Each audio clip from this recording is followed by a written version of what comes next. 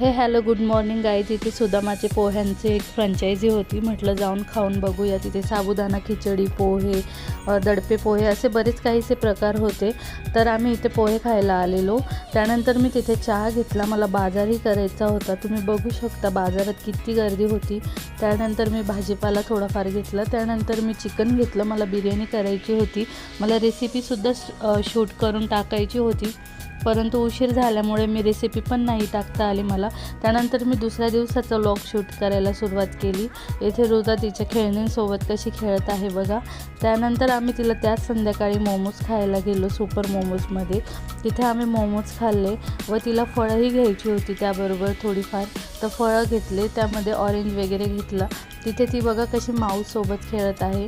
त्यानंतर आमच्या इथं जत्रा भरली होती, पवनाथडीची जत्रा. तिथेही आम्ही ऋताला घेऊन गेलो.